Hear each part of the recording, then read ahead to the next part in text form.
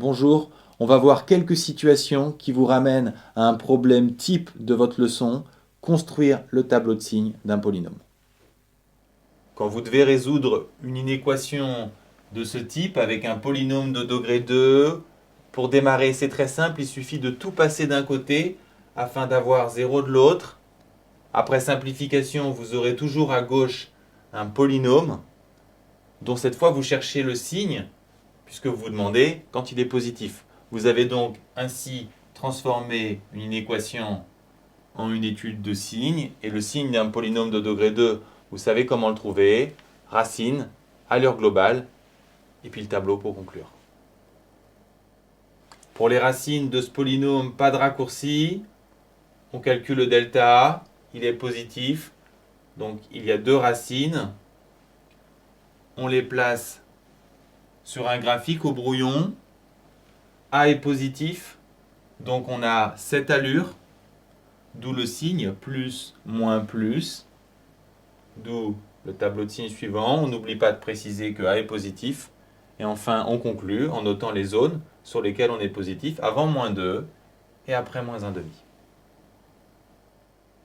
On vous demande ici tout d'abord d'étudier le signe de f de x moins g de x, une différence entre deux polynômes que vous calculez.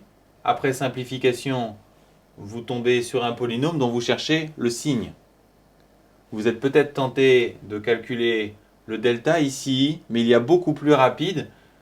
On peut factoriser par 2 et reconnaître une identité remarquable. Ainsi, on a une racine, 1, et puisque a vaut 2, on a un polynôme qui a cette allure, ce qui nous donne son tableau de signes. N'oubliez pas de noter que le polynôme s'annule en 1.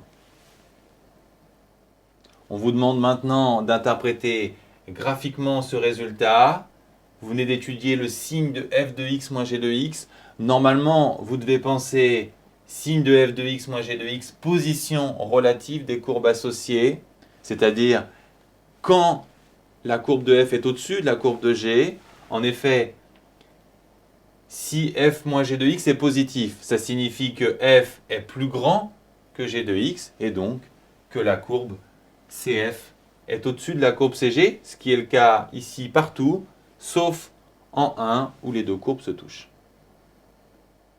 Quand on vous demande, comme ici, d'étudier la position relative de deux courbes, vous cherchez quand l'une des courbes est au-dessus ou en dessous de l'autre, c'est-à-dire que vous vous intéressez à leur différence et plus précisément au signe de leur différence.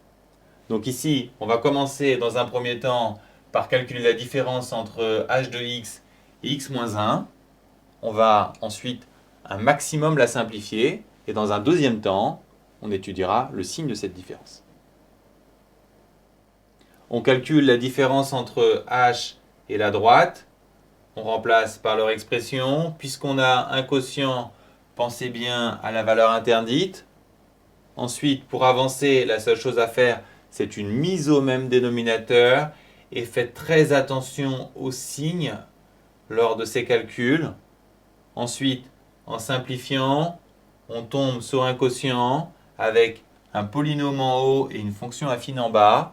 On va étudier le signe de chacun pour obtenir le tableau de signes de la différence.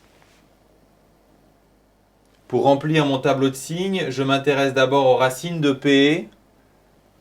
Pas de choix ici, je suis obligé de calculer le delta qui est positif, donc j'ai deux racines. Pour pouvoir les placer dans l'ordre dans mon tableau, je vais calculer leur valeur approchée. Je m'intéresse également à l'endroit où s'annule 2x plus 1. Je l'ai déjà calculé, c'est moins 1,5 et je place ces valeurs clés dans l'ordre dans mon tableau. Pour le signe du polynôme, je m'intéresse à A qui est négatif, donc j'ai une courbe de type dauphin, donc moins plus moins. Pour la droite, je m'intéresse à sa pente, 2, qui est positive, donc ma courbe est croissante, donc moins puis plus.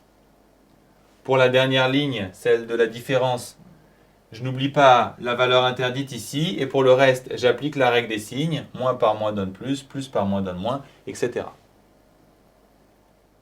Enfin, pour conclure sur les positions relatives de CH et de la droite, quand la différence est positive, ça signifie que CH est au-dessus de la droite.